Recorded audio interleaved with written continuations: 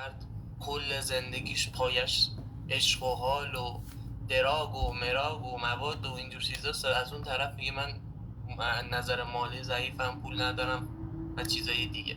یا کسی که توی خودشو با روابط عجیب غریب خفه کرده، بعد از اون طرف بر میزنه که جا جامعه ما درست نمیشه، یا موارد متناقض خیلی زیاده دیگه.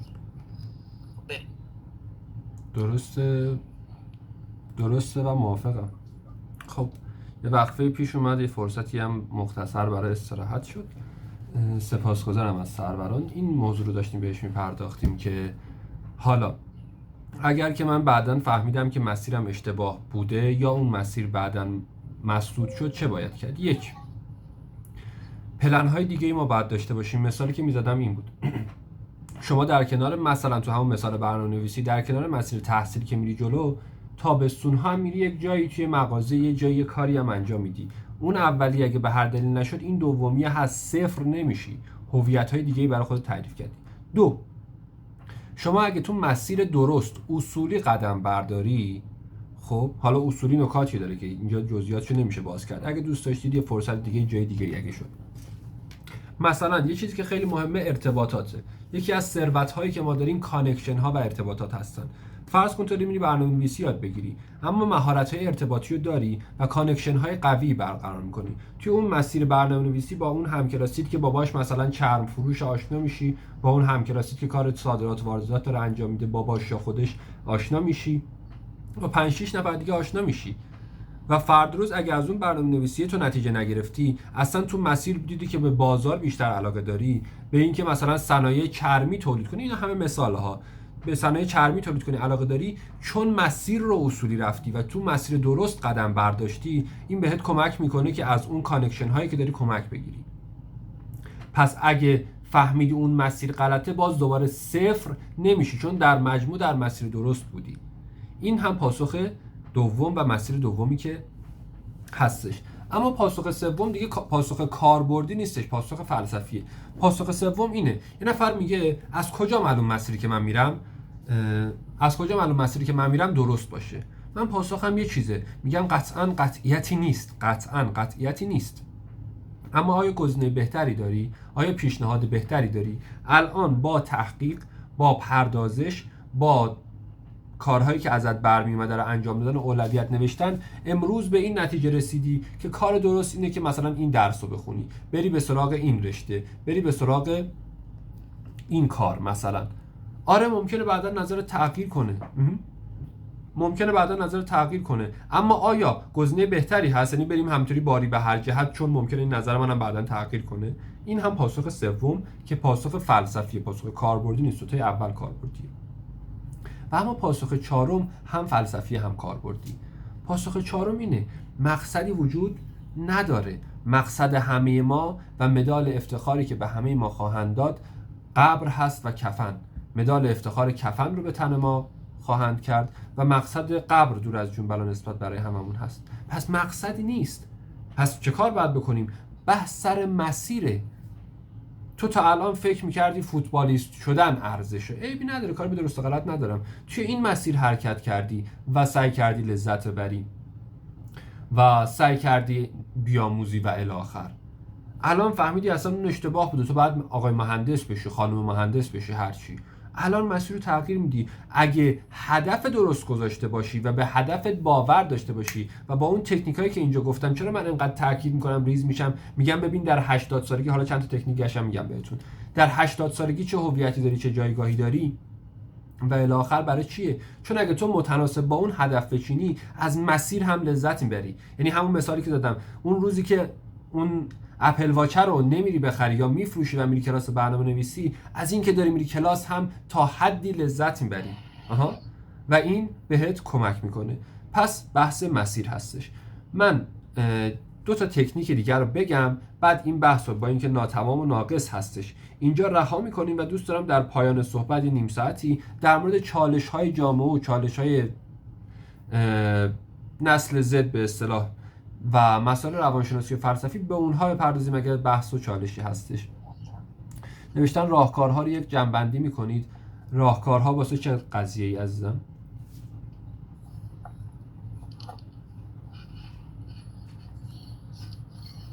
علی عزیز نوشته همین پاسخ. راهکارها یک اولویت بندی داشته. یک، اول اینکه نویز میده صداتون آقا ابوالفضل ببخشید. راهکارها یک، اینکه بر اساس پردازش و اولویت بندی هدف و بعد مسیر رو انتخاب کنی. دو، گزینه‌ها و اهداف جانبی داشته باشی، یعنی اگه توی پروژه‌ای داری سرمایه گذاری میکنی پروژه‌های اولویت 2 و 3 هم داشته باشی. 3، سعی کنی از مسیر لذت ببری و بدونی مسیر اولویتش از مقصد خیلی مهمتره. 4، مسیری که طی میکنی رو اصولی طی کنی.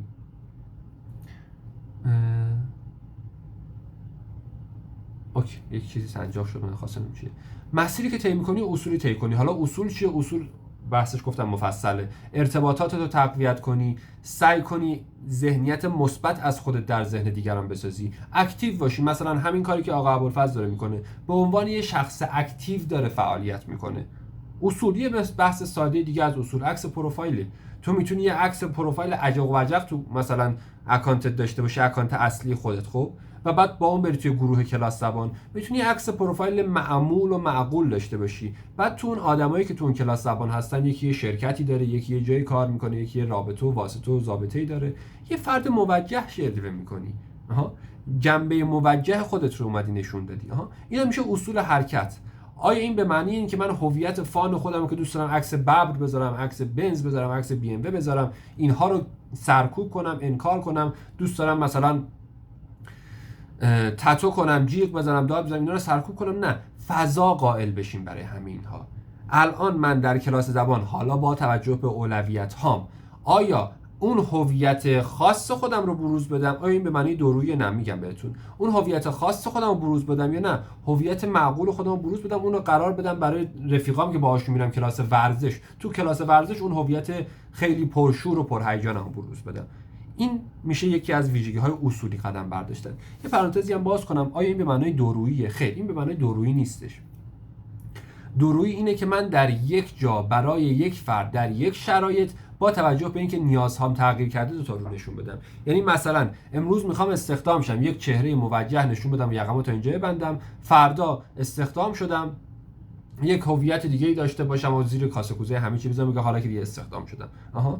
من امروز کارم پیش آقا ابوالفضل گیره، بهش احترام بذارم، فردا خرم از پر گذشته شروع کنم بهشون به بی احترامی کردن، با ایشون بد صحبت کردن، بی محلی کردن. این میشه دو تا چهره با یک فرد در یک شرایط. حالا یه مثال، الان من و آقا ابوالفضل یه رابطه کاری داریم با هم، من با ایشون خیلی رسمی صحبت میکنم. آیا فردا روز من و ایشون با هم یک رابطه رفاقتی کار مثلا بخوایم بریم فریکیتور، بریم مثلا کنار رودخونه مثلا با هم آتیش درست کنیم مثلا، اونجا هم با همین ادبیاتم؟ نه، اونجا ممکنه ادبیاتم خیلی بازاری تر بشه. آیا این دورویی؟ نه، چون درست فرد ثابته اما دو تا جنبه متفاوت من ایشون است. این جنبه کاریمونه، اون جنبه مثلا دوستیمون توی طبیعت میشه.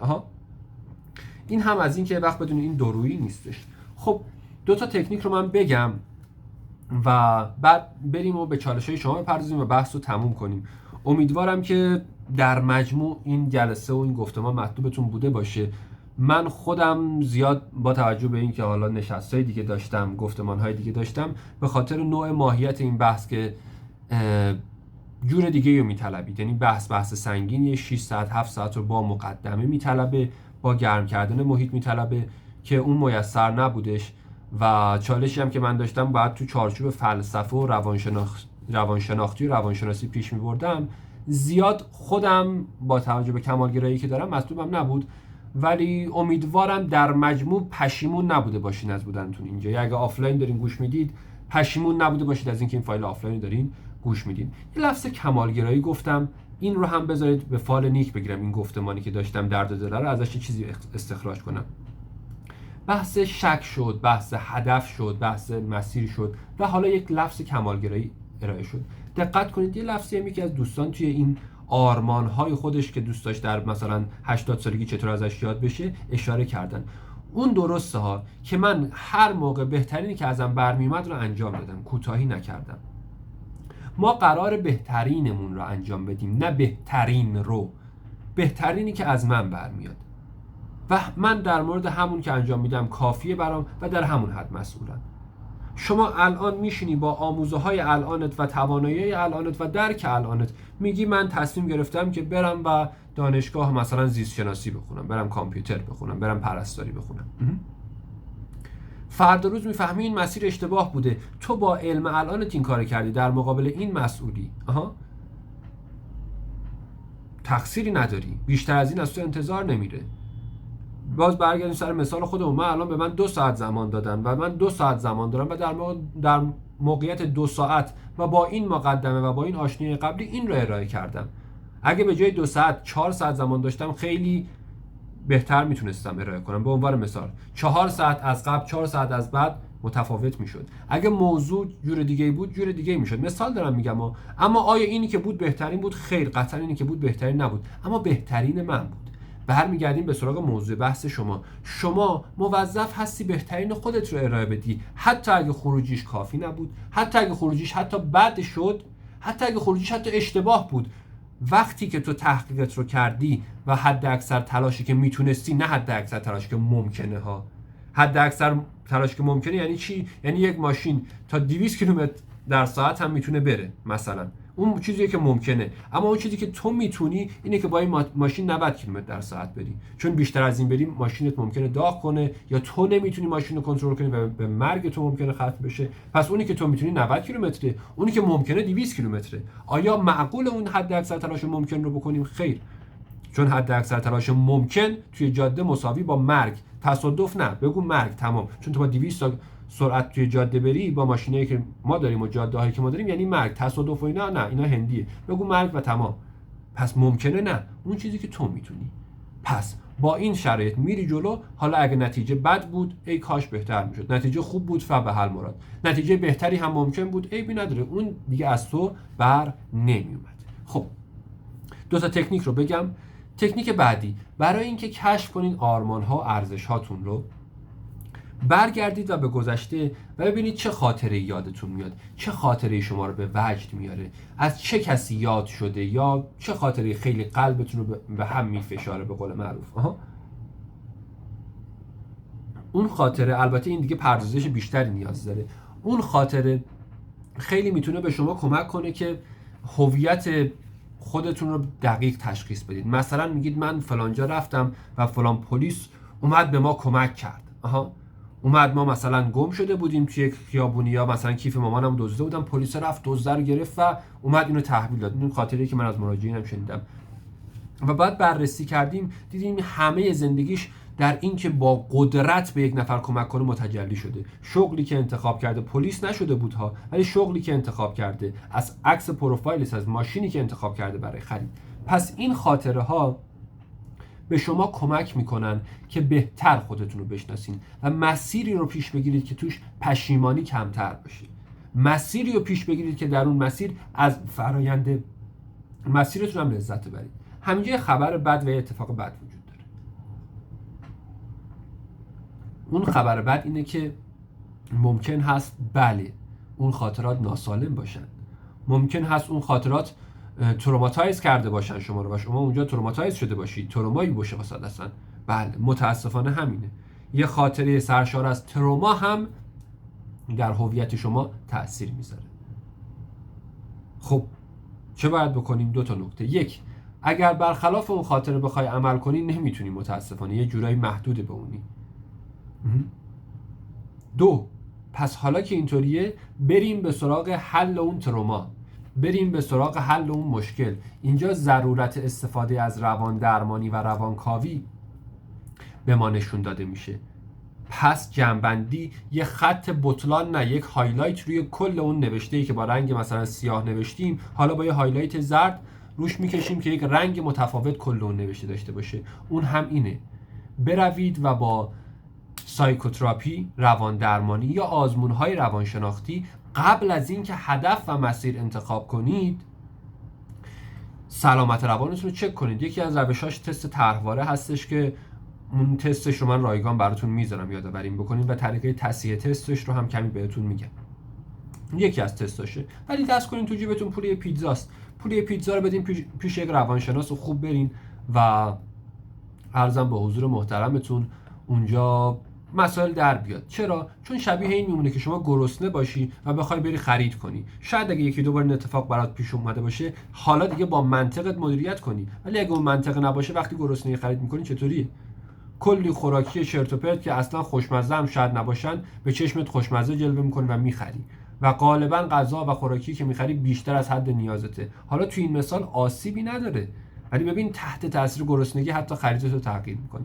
تحت تاثیر آسیبای کودکی تو، مرد ستیزی تو، زن ستیزی تو، ترس از فقر تو، ترس از بیماری تو و اینجور مسائل، اهدافی که انتخاب میکنی اهدافیه که با اون واقعیت اصلی تو همسون نیست، متناسب با تروماهات هست، یا برعکس با منطقت و یک سری از واقعیت‌های وجود خودت یه هدف خوب انتخاب میکنی اما اون زخم‌های تروماهات هی میان و مانع تو میشن. مثلا تروما اینو داری که من باید سریع ثروتمند شم، من نباید فقیر باشم، باعث میشه تو وقتی که نباید استخدام شی هنوز باید درس بخونی، بری استخدام شی، بری درس رو بذاری کنار و از اون مسیر دور شی. چرا؟ چون زخم فقر داری و زخم فقرت رو درمان نکردی. با اینکه منطقی اگه نگاه می‌کردی میتونستی 5 سال دیرتر استخدام بشی. این هم یک مسئله. خب تصویر من تو این مانیتور قفل شد، ببینم نت داره.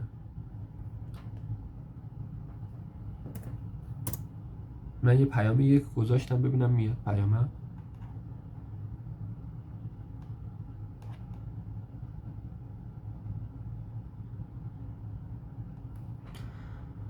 خب یه لحظه دوستان، صدای من هست؟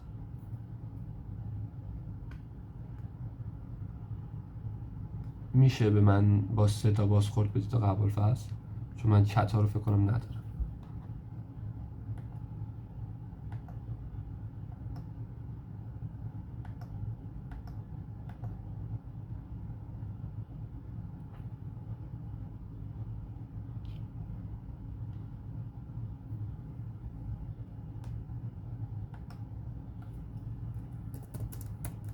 صدا هست؟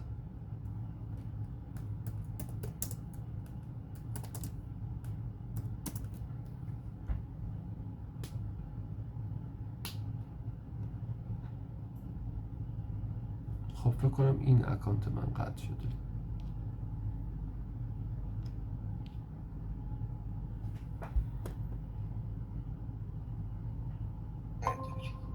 خب اومد. آها اوکی شدش. من این دیوایس هم این دفعه به مشکل خورد. تا کجا صدای من داشتین؟ داشتیم کامل صداتون رو داشتیم، همون لحظه که گفتم قطع شد. خب البته من نمیدونم کجا گفتین قطع شد، ولی خب پس اینم مبحث بعدی تروماهامون رو درمان کنیم.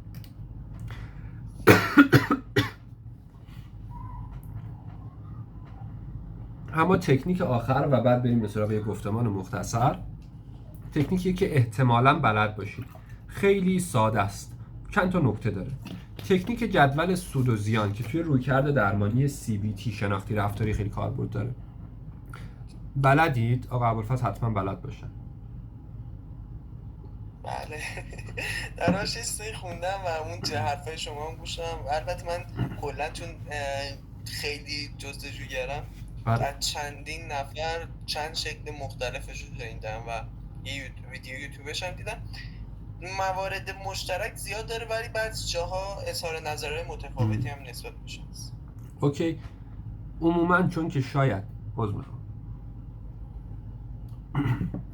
شاید بعضی ها ندونن، با اینکه پیش بینی میکنم و ابوالفضل که دیگه بلد بودن کامل، شاید اونایی که یه خورده به قول معروف جستجوگرتر هستن بلد باشن.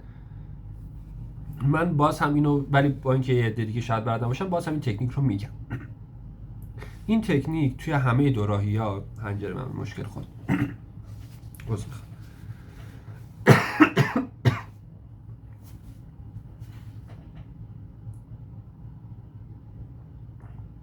توی همه دوراهی‌ها به کار میاد و مخصوصا وقتی که به مشکل هیجانی میخورید این تکنیک رو مجدد انجام بدین.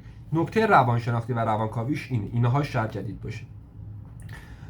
نکته روانکاوی و روانشناختیش اینه وقتی که شما مثلا میدونی که الان درس خوندن بهتر از مثلا ورزش کردنه، مثلا این رو میدونی ولی دلت میخواد بره ورزش کنی، دلت میخواد بره سمت ورزش.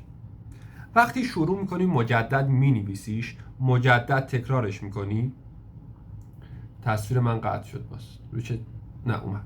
مجدد تکرارش میکنی، این تخلیه هیجانیت میکنه، تخلیه روانیت میکنه و باعث میشه اون انتخاب این که درست هستش و قبلش هم میدونستی درست چیه اون رو با ایمان بیشتر انجام بدی. پس در واقع 80% مواقع این تکنیک برای پیدا کردن درست و غلط نیست. خیلی وقتا ما میدونیم کدوم درسته و کدوم غلطه. این تکنیک برای مطمئن شدنه. این تکنیک برای تخلیه هیجانی مونه. این تکنیک برای اینه که تردیدهامون، فشارهامون کمتر بشه. پس این تکنیک رو حتی در مواقعی که میدونید درست چیه انجام بدید. این تکنیک برای ایمان آوردن بیشترمون به مسیره. خب این چند تا نکته قبل از گفتن این تکنیک. این تکنیک چیه؟ خیلی ساده است. خیلی ساده. یک جدول میکشین. حالا من اینجا بذار حالا میکشم براتون. یه جدول میکشین. جدولی که کشیدین رو یک سمت، خیلی ساده است. قطعا اصلا نیازی نیست تکنیک کسی بهتون آموزش بده. آدم به عقلش رجوع کنه خودش میآموزه این تکنیک رو. چند تا نکته ظریف داره بهتون میگم. این جدول رو کشیدید، یک سمت مزایا یا خوبی های اون انتخاب یا اون هدف رو مینویسید، یک سمت معایبش رو. خب بیاد. خب یه لحظه.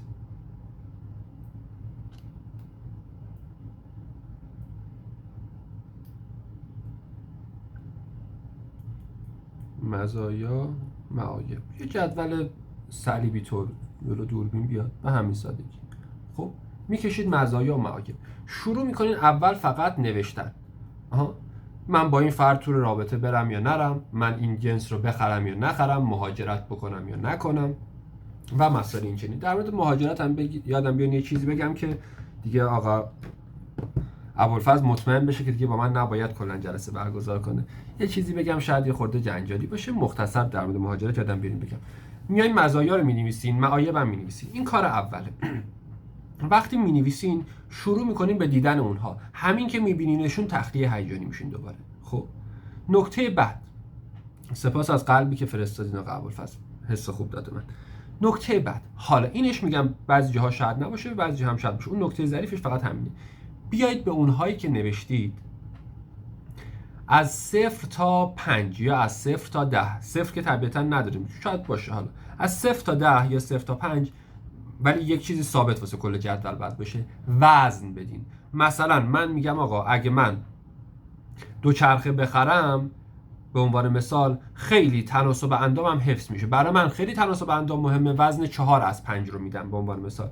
یک نفر اینا توی مزایا خوبی‌هاش نوشته ولی میگه اولویت من نیست، درسته یک مزایا برای من 1 میدم. پس شروع میکنید به وزن دادن.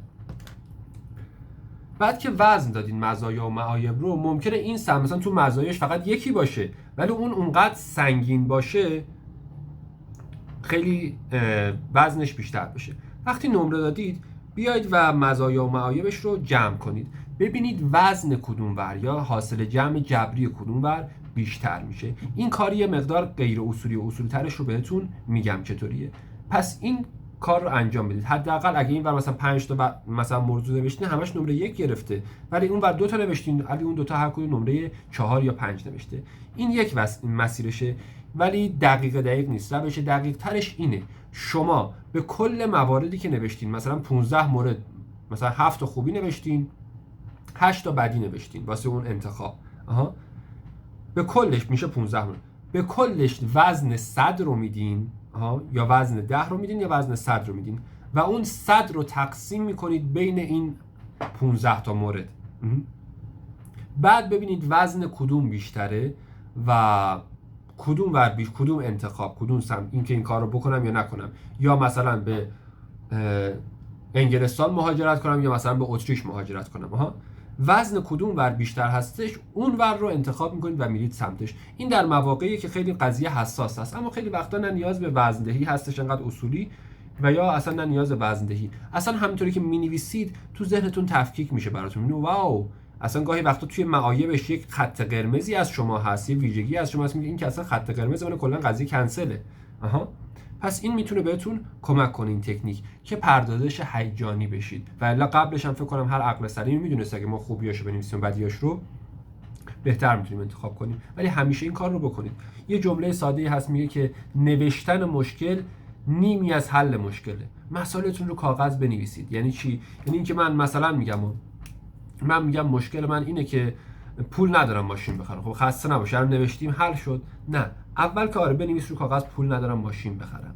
اول همین کمکت میکنه که ذهنت آروم شه. این بحثمون دیگه آخراش روانشناسی شد، آخراش یه مقدار جذاب‌تر شدش. اما وقتی که ننوشته بودی مشکل چی بودش؟ اگه همینطوری هی بهش فکر می‌کردی میگفتی پول ندارم ماشین بخرم، من بدبختم. حس بدبختی اصلا بهت دست میداد، در حالی که تو ممکن اصلا حس بدبختی نداشته باشی، فقط پول نداری ماشین بخری. گام اول. پس نوشتنش مشکل رو محدود میکنه، فیکس میکنه همون جایی که هست، نمیذاره رشد کنه مثل یک بخار، مثل یک دود. گام دوم، خب من مشکلم اینه که پول ندارم ماشین بخرم. دقیق تر بنویسیم. فقط مشکلم پول نداشتن یا مشکل گواهینامه هم هست. حالا پس مشکل من پول نداشتنه، پس نوشتن اصول داره. حالا دقیق تر، چقدر پول نداری؟ ماشین که تو میخوای بخری 700 میلیونه، تو 300 میلیون پول نداری، پس تو به اندازه 300 میلیون مشکل داری، نه به اندازه کل 700 میلیون. حالا پول نداری ماشین بخری، میتونی پول در بیاری یا پول هم نمیتونی در بیاری. دوتا حالت شد. یکی میگه نه میتونم پول در بیارم ولی پول فعلا انقدر ندارم. خب حالا که میتونی، پس میتونی قرض بگیری یا وام بگیری. یا نه، حالا که میگی نه اصلا من مشکلم همون بزرگ است، از پول ماشین نداشتن هر 700 میلیونشو ندارم و ضمن این که پولم ندارم نمیتونم پول در بیارم. اوکی، حالا نوشتن پس چه کمکی من کرد؟ نوشتن بهت کمک کرد حداقل راه حل رو یکم پیدا کنی. راه حل تو پس مسیری برای پول درآوردنه. پس تو فعلا میری به روی شغل داشتن یا درآمد داشتن فکر میکنی. موضوع دقیق تر میشه. بعد که میاد، حالا میریم توی مثال میریم جلو دیگه. حالا پس من مشکلم درآمد نداشتنه، ضمناً در مورد این مشکل من قبلا فکر کردم، من تا 5 سال آینده به خاطری که فلان برنامه‌ریزی دارم درآمد نخواهم داشت. پس نگاهت به ماشین نداشتن عوض میشه. نگاهت میشه یک مسئله حل شده، یک مسئله پردازش شده، یک مسئله‌ای که حکمش حداقل مشخصه، یک زخمیه که دیگه روش حداقل بسته است ولی درد میکنه، ولی قبلش زخم باز بوده. پس نوشتن همیشه بهتون کمک میکنه. بنویسید. خب این تایم پایانی، اگه صحبتی از گفتمانی هست، دوستان سوالی اگه دارن از طی صحبت بپردازن، یا چالشی از نسل زد یا چالش‌های فلسفی روانشناختی که دارن بهش بپردازن تا دوستان آماده میشن به اون چالش فکر کنن. من یه چیزی در مورد مهاجرت بهتون بگم. بعد از اینکه آینده‌تون رو، حالا من 10% مطالبمو تونستم بگم و نقص هم شاید 30% نقص از من باشه که 10% رو گفتم، چون دوست داشتم 10% مهمتر رو بگم، ولی 30% نقص از منه و 70% هم نقص از کسی نیست، شرایط. ولی خب بعد از اینکه 2 تا 4 تا کردیم با خودتون که چند هستیم با خودتون و کجا میخواین برین، نهایت امر به این نقطه میرسید که تصمیم بگیرید اون اهداف و آرمان هایی که دارید در ایران و زندگی در ایران آیا شدنیه یا نه. خب حالا باشه، پس همه صحبتامون رو میخوایم تو این قضیه مهاجرت مرور بکنیم. ببینید در ایران شدنیه یا نه. اگه در ایران شدنی نبود، گزینه‌ای که هستش یا دست کشیدن از اون خواسته هاست یا مهاجرت. اگه به مهاجرت فکر کردید، دوباره عطف به این تکنیک آخری که گفتم، سود و زیان، ببینید چه چیزهایی رو در اون مهاجرت از دست میدید. یکیش مثلا خانواده است. خیلی چیزها رو در ابعاد خانواده از دست میدیم ولی مطلق که از دست نمیدیم. ولی خب حالا باز دوباره عطف به چیزهایی که از دست میدید، ببینید این هزینه‌ای که پرداخت میکنید آیا میارزه یا نمیارزه برای اون خواسته ها. پس یک چالش و کنکاش میکنید ولی اون کار رو الان انجام بدید. چون شما وقتی مهاجرت کنید، به تشبیه ساده مثل بازی کامپیوتری مرحله‌ایه. شما اگه مثلا توی مرحله قبل 5 تا نارنجک ذخیره کردی، وقتی میری مرحله بعد، یا مثلا بازی استراتژیک هستش، مثلا انبار طلات رو یا انبار مهماتت رو یا مثلا غلت رو، حالا بازیایی که هستش توی استراتژی، یا چوبت رو پر کردی، وقتی میری مرحله بعد از یه بیسی شروع میکنی، یه بیسی بهت میده، به همه اونا چه پر بوده چه کم بوده معمولا صفر میشه. مهاجرت در ابعادی مثل اینه. حالا یه درصدی میاد از پسندازهای روانیت، پسندازهای شخصیتیت، علمیت و مالیت، اما یه بخشش صفر میشه، یه بخش زیادیش. و به یه بیسی میرسید، در جنبه مثبت، در جنبه منفی. پس به این امید نباشید، این دیدگاه نسبتا غلطیه که من توی ایران برم به اوج برسم، بعد که به اوج رسیدم احتمالاً شدم 35 ساله یا 40 ساله باز برم دوباره مثلا مهاجرت کنم. نه، اونجا از اوج شروع نمی‌کنی، گاهی وقتا از صفر اونور شروع می‌کنی، گاهی وقتا البته بسته به پلن مهاجرتیت و استراتژی مهاجرتیت داره که اقتصادی باشه، بیزنسی باشه، تحصیلی باشه، پناهندگی باشه یا چی.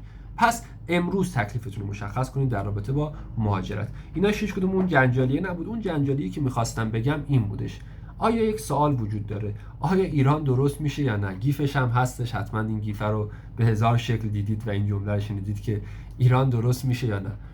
اونایی که میگن ایران درست میشه، حالا کامنتاتون البته ریکورد میشه کامنتاتون، ولی خب نظرسنجی هم نکنیم چالش نشه. حالا در کل ایران درست میشه یا نه بگین نظرتون. اگه درست میشه به نظرتون 1 بذارید، به چگونگیش هیچ اشاره‌ای نکنید. خب بگید آیا 25 سال دیگه ایران 25 سال دیگه خوبی هست؟ باز ببینید گفتمان، همین رو باز یه چیز دیگر تمرین کنیم.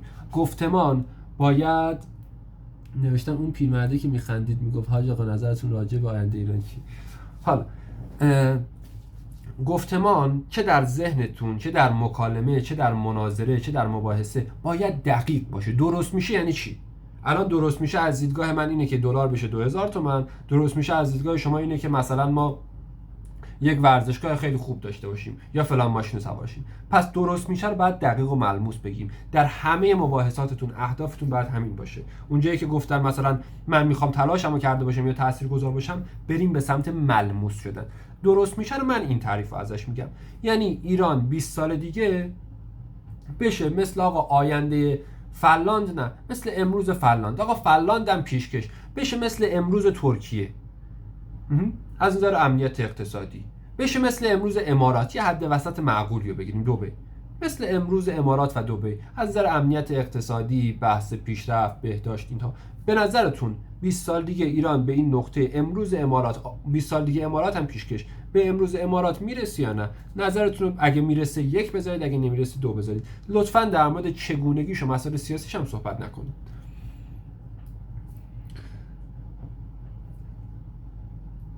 بزرگوار دیگه نوشتن میگفت اگر ایران محل دفن آرزوهایم باشد باز هم میخوام قلبم توی این خاک دفن بشه. امیدوارم بشه. من که امیدوارم بشه، امید که چیز خوبیه. خب یک بزرگوار نوشتن 1 درست میشه، بقیه 1 یا 2. 2 یعنی درست نمیشه.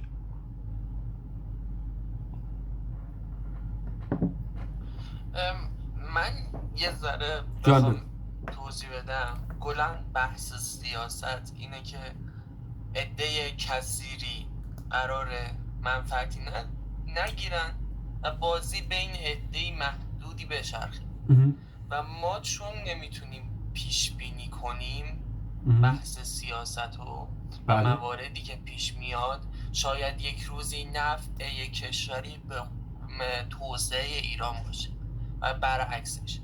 سر همین من به نظرم قابل پیش بینی نیست و بعد ببینیم ایران ذهن خودمون و اون دیدگاهی که داریم و اون مسیری که تو زندگی میکنیم میتونه حداقل به شکلی باشه که جوری ببینیش که در ذهن خودت یک ایران درست باشه یا نه. من به نظرم میشه. خیلی نظرتون زیبا و درست و ارزشمنده.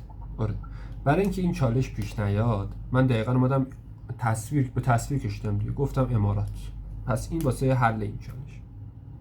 اما این بحث حالا سیاست رو گفتیم، من چون جزئیاتش طبیعتاً نمیخوام برای شما هم چالش بشه، چون من که خب خیلی این بحثا رو جایی داشتم، چالشایی هم برام شده و میشه.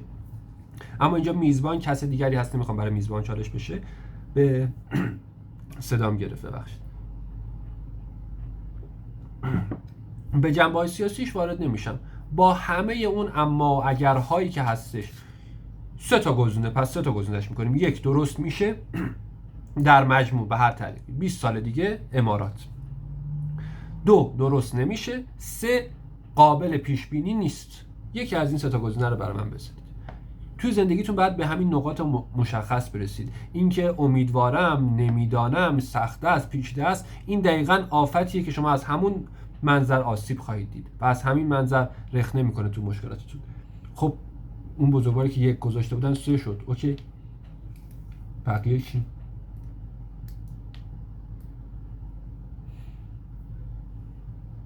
کلا نظری ندارن دوستان. یک درست میشه، انشالله درست میشه.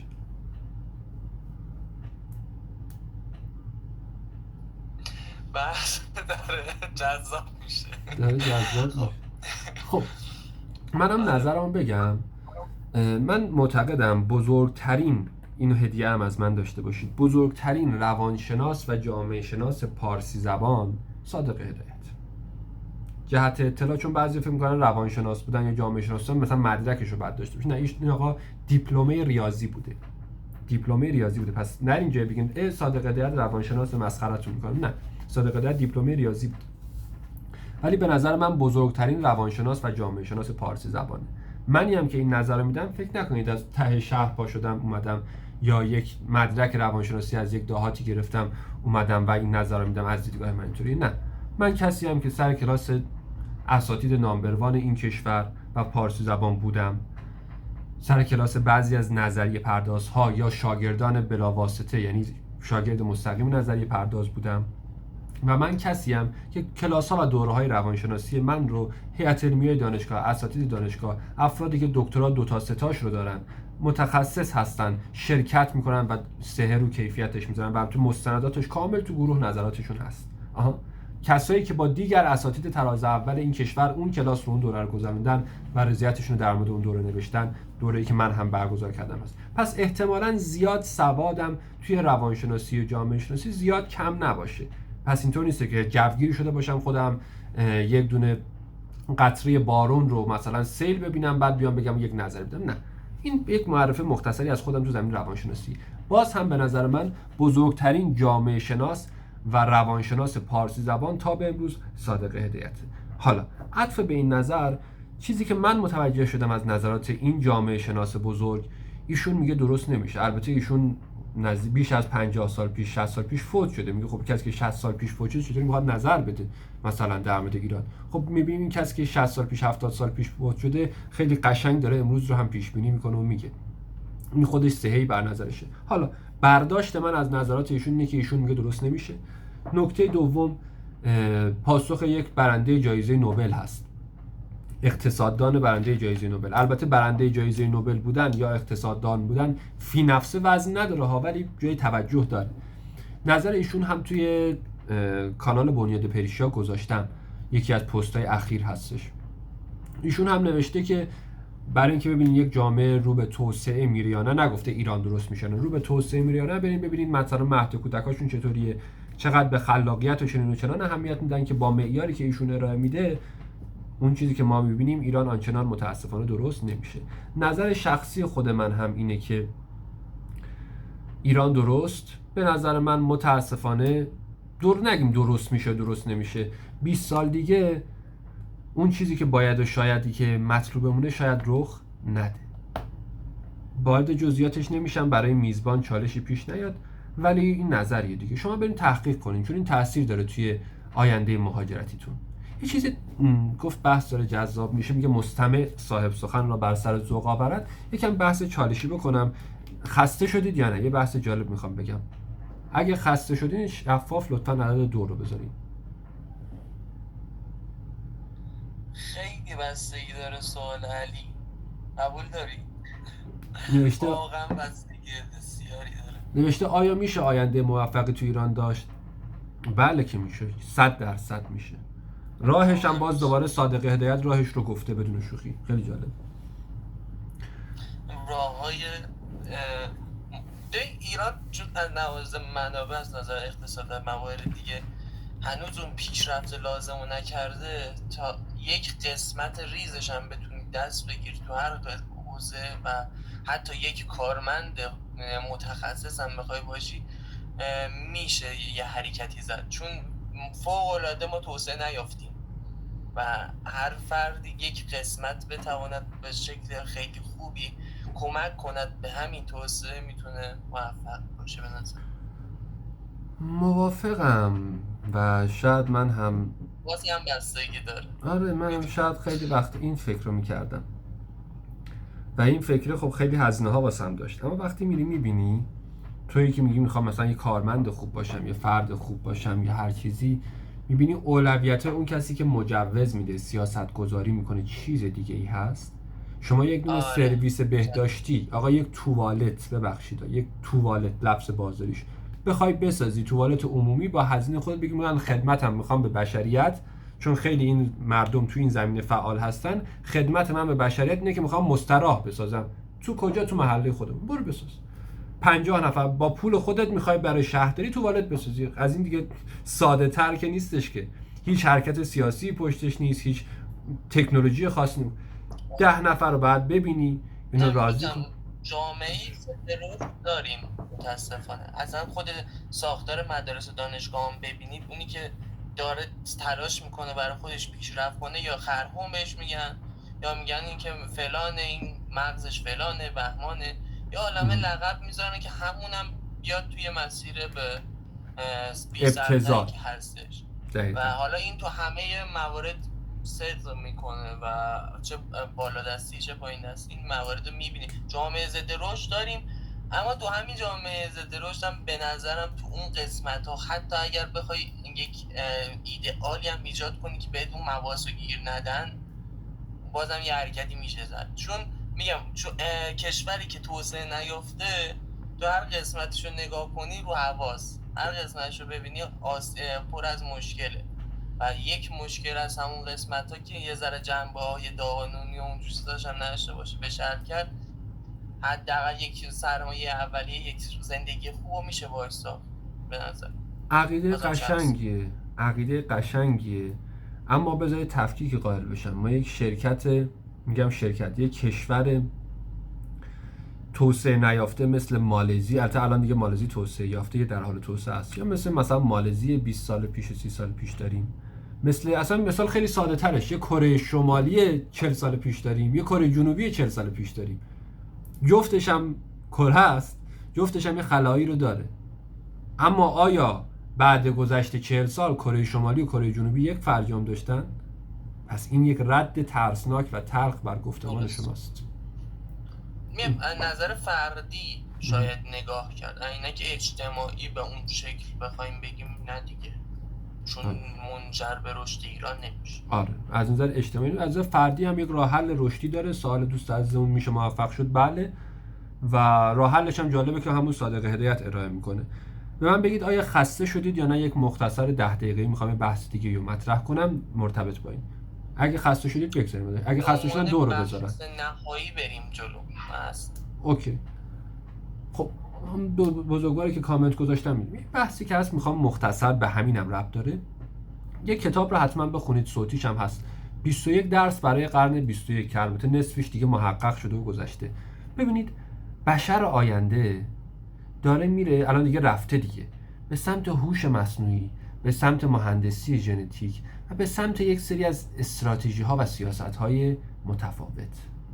رکتر و ساده تر و صمیمی‌تر صحبت کنیم. قرار نیست قواعد دنیا تا 20 سال دیگه و 30 سال دیگه و 40 سال دیگه همینی که هست بمونه، که خب ما زیزیگولویی و شنگول و منگولی بریم جلو، حالا ایشالله درست میشه، حالا سیاست‌های مثلا داخلی فرق میکنه، سیاست‌های خارجی فرق میکنه، ما دوران گذر از اون شنگول منگول و این حرفا. یعنی چی؟ یعنی خیلی رکتر بگم، ما در 10 سال آینده حجم زیادی گوشت خواهیم داشت که اسم این گوشت ها انسانه و این گوشت ها کارکردی ندارن برای اربابان و این گوشت ها میتونن خطر داشته باشن و هزینه دارن. ممکنه اربابان بگن که خب حالا تکنولوژی هست، ما این گوشت ها رو تامین میکنیم و نونشون رو بهشون میدیم، ولی ذات این گوشت ها زیاده خواهه و ممکنه ریسک آفرین باشه. بعد اون موقع این گوشت های اضافی ما باید چیکارشون کنیم؟ البته از دیدگاه اون اربابان گوشت هستن. یعنی دنیای آینده که به تنوع ژنتیکی هم که خب یه بحثی از دلیلی که به نظر من یکی از دلیلی که تا به الان اربابان که میگم نمیخوام تئوری توطئه مطرح کنم بگم گلوبالیست ها فراماسونی، من هر چی به اونش کار ندارم، ولی مدیریت دنیا دست افراد مشخصیه. حالا اون افراد مثلا توی یک مثلا آمریکا الان مثلا تیم ترامپ مثلا مدیریت داره میکنه دیگه، خب حالا این به گلوبالیستا وصل نیست، به اونش کاری ندارم. مدیریت چین رو داره مدیریت میکنه، یک سیستمی دیگه، پوتین داره یک کشوری مدیریت میکنه. من منظورم اونه. حالا نمیخوام بگم فراماسونیا و دستای پشت پرده رو به اوناش کار ندارم. این که یکی از دلایلی که اون اربابان یک انسان‌ها رو حجم زیادشون ندادن شل و پل کنن و با درخت جایگزین کنن، یکیش بحث مفصلی توی تنوع ژنتیکی، به اونش وارد نمیشم. خب اما اینو در نظر داشته باشید، تو 10 سال آینده هیچ نیازی نه به من هست، نه به پدرم، نه به فرزندانم. همون جایگاهی که گربه‌های توی این خیابون دارن، توی کره زمین دارن، همون جایگاه من و فرزندانم و پدرم داریم. مگر میگم استثناءات خاص، افراد خیلی باهوش، افراد خیلی زیبا، افرادی که خیلی مثلا مهارت‌های خاص دارن، اونا استثناء قبول. دیگه اون موقع من با گربه فرق میکنم. اما اگه من یک مهندس ساده هستم، یک موزیسین ساده هستم، یک کارمند ساده هستم، با گربه‌های توی خیابون هیچ فرقی ندارم. فراموش نکنید خیلی از حکومت‌ها عقیم میکنن این گربه‌ها رو و این سگ‌ها رو.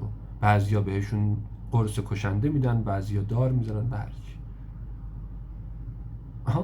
حالا حتی بعضیا باز یا تئوری توته یا واقعیت نمیدونم، میگن کرونا اومد که مثلا پیرپاتالا رو یا ضعیفا، اصلا به اوناش کار ندارم. بعضیا میگن فلان جنگ‌ها در فلان منطقه به خاطر اینه که جملاتمو قطع میکنن.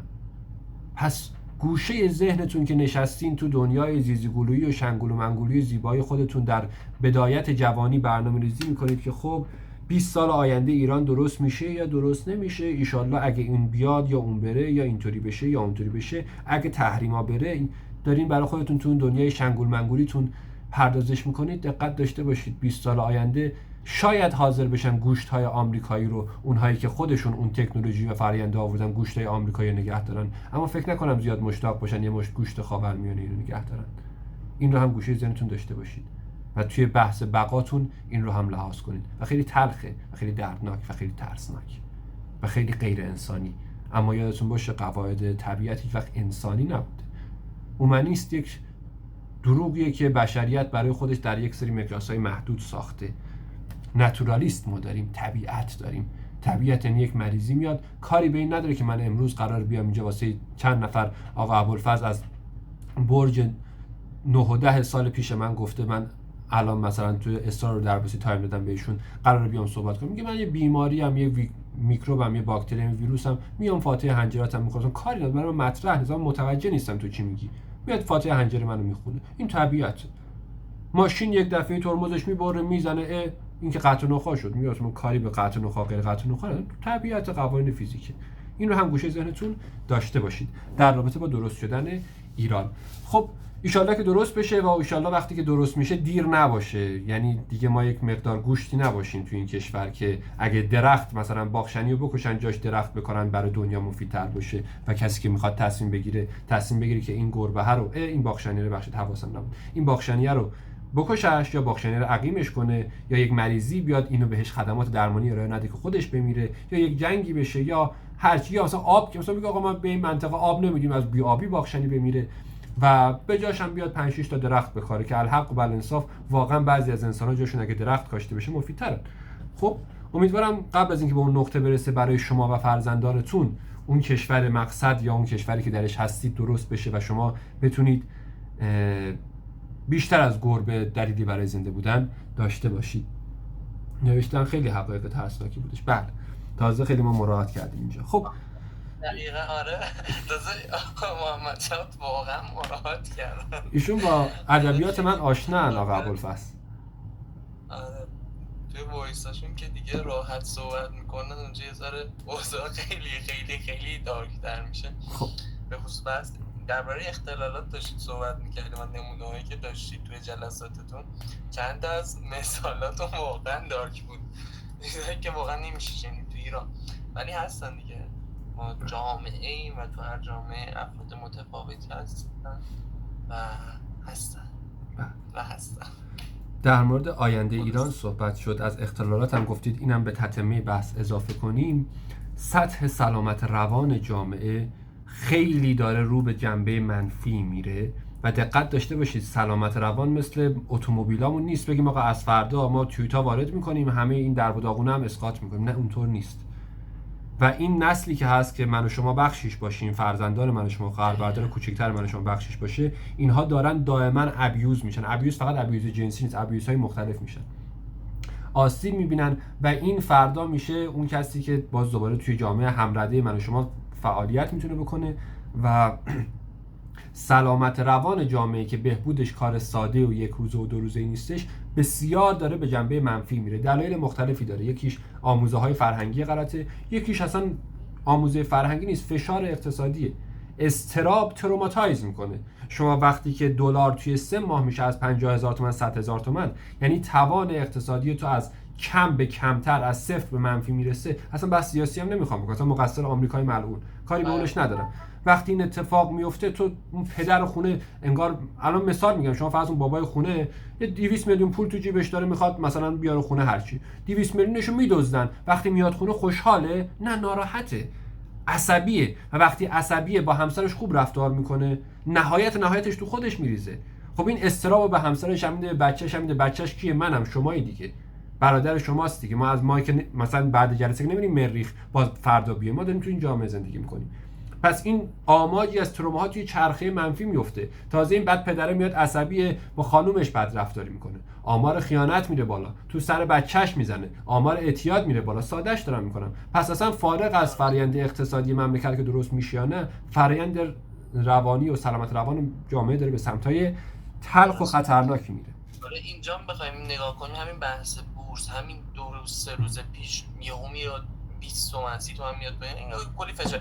یه جواب نهایی و جلسه رو تمام کنیم. در جوابی که افراد میگن نسل زد فلانن، نسل زد بهمانن، ایکسن، تنبلن، بی‌حوصله‌ن، این حرف ما رو نمیفهمن، نمیشه براشون کار تولید کرد، ما اصلا رزومه نسل زد رو قبول نمی‌کنیم، نمی‌بینیم. چه جوابی میدیم که جامعه شناسانه نباشه، روان شناسانه باشه و چرایی پشتش باشه؟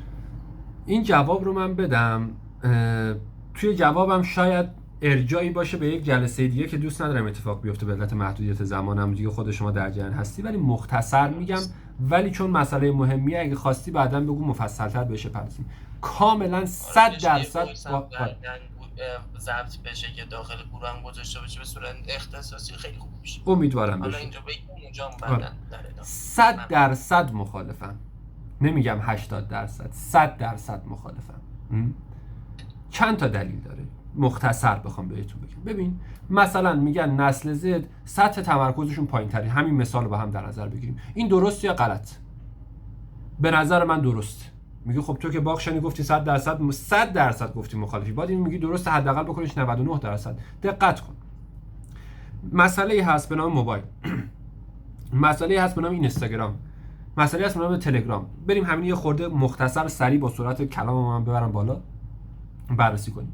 مثلا من توی 20 سال پیش، 30 سال پیش، اگه قرار بود این نفر من کار داشته باشه، بعد تلفن میزد به خونه من. 50 سال پیش، 60 سال پیش اصلا هر خونه تلفن نداشتش. بعد میرفت پیش تلفن چی؟ به همسایه من که تلفن داشته زنگ میزد و الی آخر. پس دسترسی ها کم بود، تنوع ها تو زندگی ها کم بود، در نتیجه تمرکز من بیشتر بود. خب حالا دقت کن. الان این گوشی باعث میشه که من به هر کی هر جا که میخوام دسترسی داشته باشم، به هر کس میخوام پیام بدم به راحتی با این گوشی. از اون سمت حجم زیادی از دیتا برای من داره این گوشی. مثلا اینستاگرام یه پست هست در مورد گربه، پست بعدی در حال اکسپلور بر اساس علایق شماست، پست بعدی در مورد طبیعت، پست بعدی در مورد فیزیک، هر چیزی. خب دائما دیتا میاد. این باعث شده این گوشی تمرکز من رو بیاره پایین. خب نکتهش چیه؟ نکتهش اینه تمرکز انسان‌هایی که امروز هستن پایینه. پیرمرد 50 سالش هم تمرکزش از یه 50 ساله 20 سال پیش کمتره. پیرمرد 50 سالش هم تمرکزش از 20 سال پیش خودش کمتره. پس تمرکز پیرمرد 50 ساله هم میاد پایین، 30 ساله هم میاد پایین، مردم میاد پایین، زنم میاد پایین، نسل زد هم میاد پایین.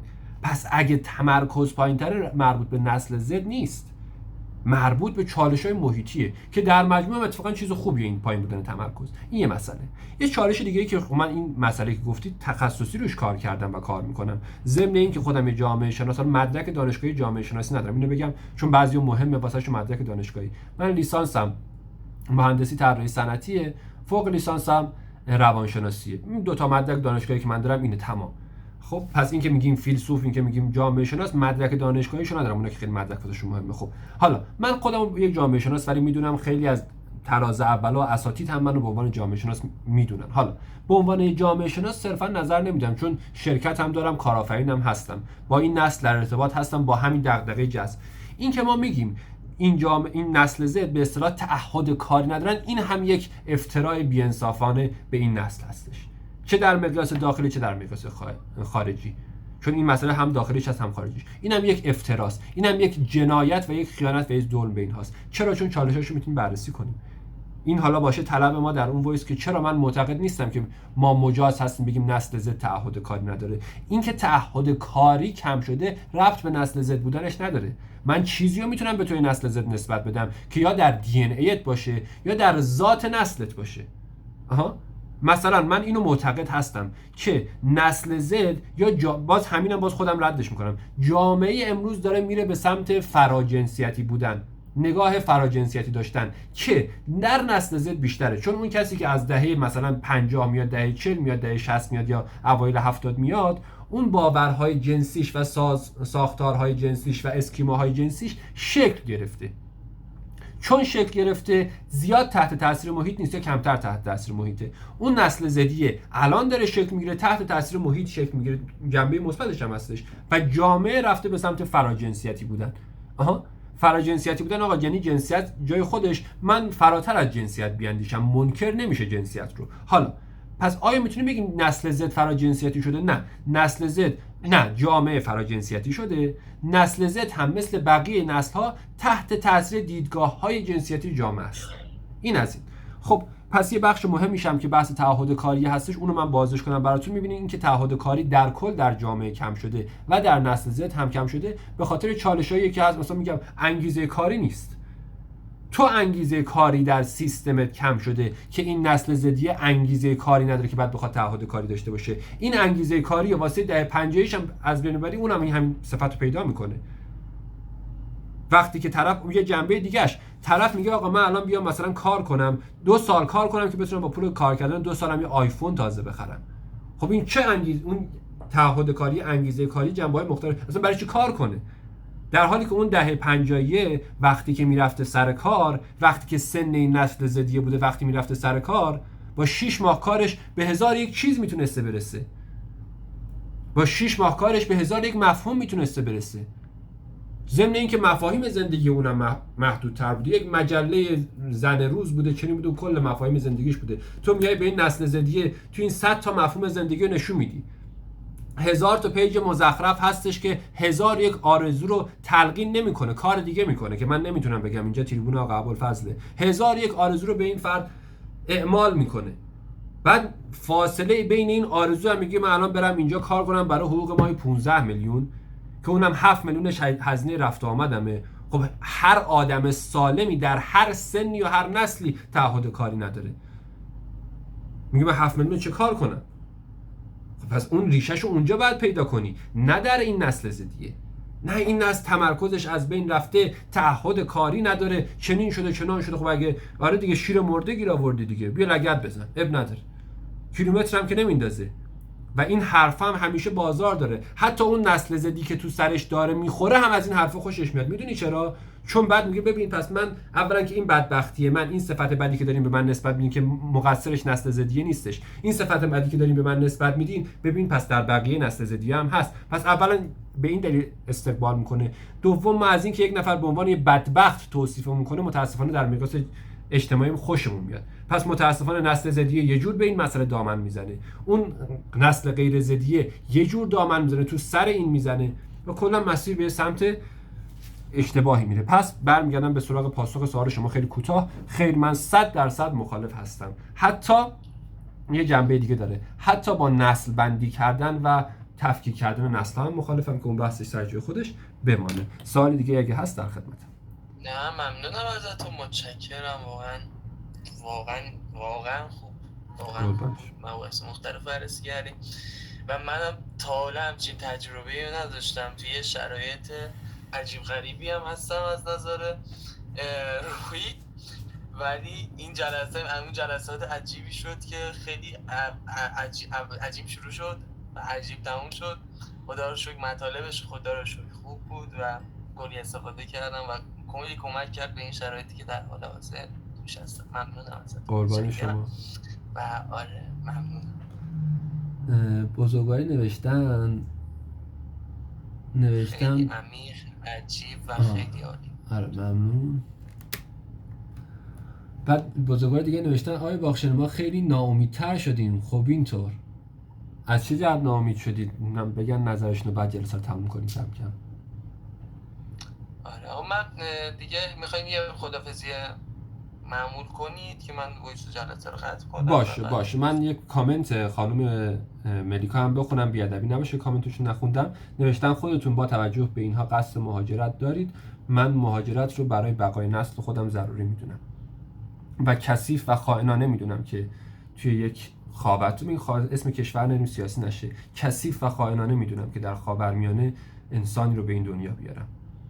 و همون جمله از هدایت که من بارها و بارها ریپوستش کردم توی کانال، حتی زیستن در این فضا رو هم دامن زدن به یک سری از خیانت ها، یعنی زنجیر یک مهره، یک حلقه از یه زنجیر شدن میدونم که اون زنجیر ابتدا انتهای خوبی نداره. پس برای انسان ماندنم و اگه بخوام بقای نسل داشته باشم، برای بقای نسلم مهاجرت. دیدگاه من امیدوارم اصلا غلط نمیگم، ممکنه غلط باشه، اصلا امیدوارم غلط باشه. این دیدگاه من هستش و برای بقای خودم و بقای انسان بودنم، اگر امروز انسان باشم البته، مهاجرت رو ضروری میتونم. ممنون و عذرخواهم و از سمت من خدا نگهدار سروران و خدا نگهدار دوستان. آقا ابوالفضل راحت باشید، در اختیار شماست.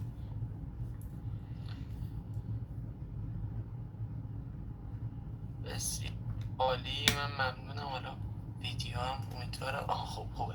خدا رو شکر مشکلی براش پیش نیومد. صفحه‌ای که باید میومد اومد و سیو شد. ضبط من البته هنوز وصله. اگه صحبت خاصی می‌خوایم بکنیم در جریان بشین. ضبط سمت من هنوز وصل.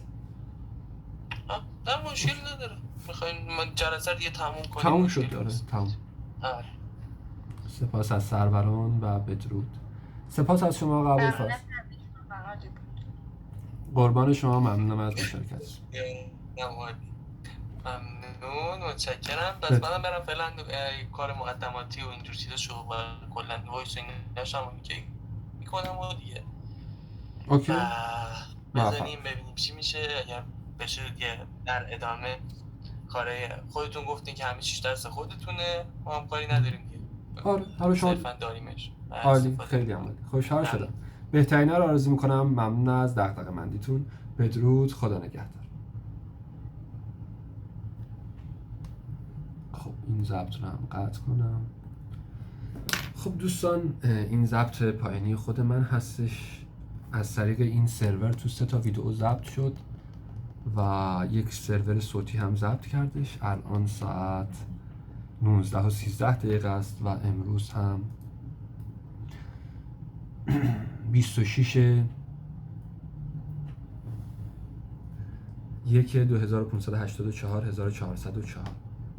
معادل با 15 آوریل سه‌شنبه. خب یک جنبندی هم داشته باشم.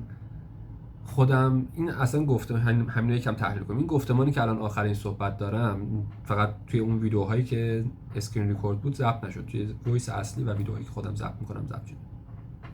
از نظر روانشناختی گفتن بعضی از افکار یا چیزهایی که فشار روانی به شما میده یا ناراحتتون میکنه به شما کمک میکنه این مقدار تخلیه بشید. صرف گفتنش، منتها این گفتن بعد بجا و به اندازه درست باشه. مثلا پیش تراپیست میشه گفت یا میشه نوشته هر چیزی. اما اینجا من دوست دارم اینم بگم یه خورده تخلیه میکنه و آسیب من فکر نکنم داشته باشه در پایان فایل صوتی. اونم نگاه هم نسبت به کیفیت کار خودمه. بعد گفته هامو یه خورده تحلیل روانشناختی هم میکنم چون اکثر مخاطبین ما از متخصصین روانشناسی هستن. خودم زیاد از کیفیت جلسه‌ام راضی نبودم به خاطر ماهیت موضوع بود. ماهیت موضوع نه با زمان تطابق داشت نه با گروه مخاطبین و خودم از ارائه خودم راضی نبودم. من همیشه میگم از 0 تا 10 بعد نمره داد. حالا شما میتونید 0 تا 5 کنید یا 0 تا 100 کنید. من همیشه از 0 تا 10 از مراجعینم دانشجوام میخوام از 0 تا 10 بخوام نمره بدم، نمره 3 رو میدم و شروعش خیلی لولش پایین بود به نظرم و پایانش رو برای خودم مطلوب بود. موضوعات هرچی پایان نزدیک میشد، چون شروع چرا لولش پایین بود؟ چون مثلا مباحث فلسفی که مطرح شد واقعا توی اون گفتمان نمی‌گنجید، بعد خیلی مفصل‌تر بهش پرداخته میشد و یک سری از سلسله مطالب و مراتب بیشتری هم باید مطرح میشد که خب از اونها مجبور بودیم بگذریم. یک نقد دیگه هم بکنم، به خودم حق بدم، یه دفاعی از خودم بکنم. در واقع این همه گفتمان‌های سوپر ایگو و درون من هستش. اون سوپر ایگو که اون دقیقاً همون صداهای والدین، پدر و مادر من هستش که الان داره بررسی میکنه، نمره میده و ایراد میگیره و من اینو دارم برونه‌سازی میکنم تا پردازش هیجانی بشه. اگه این کارو نکنم چی میشه؟ اول تو خواب میاد بالا، اگه بیاد بالا، اگه سطح سلامت روانم بالا باشه، اگه نیاد در قالب اضطراب، ناراحتی، افسردگی و مرحله پایانی شاید در قالب مسائل جسمانی و سایکوسوماتیک خودش نشون میده. البته مرحله بعدم داره که دیگه سایکوس شدن و توهم هذیان. پس اینا رو میگیم که پردازش هیجانی بشه. خب عرض میکردم خدمت سرورانم، سلسله مراتبی که میخواستم رعایت نشد. یه چالش دیگه هم هست، حالا در دفاع از خودم بگم. جامعه ما آموزش میپسنده و توصیه. یعنی اگه من میومدم 30 تا 40 تا عنوان یا توصیه برای نوجوانها و جوانها رو میآوردم، خیلی برای مخاطب جذاب‌تر بود. اما با این کار به شدت مخالفم. بهترین آموزه ها رو مثلا ارجاع بدم، یک تبلیغی هم باشه.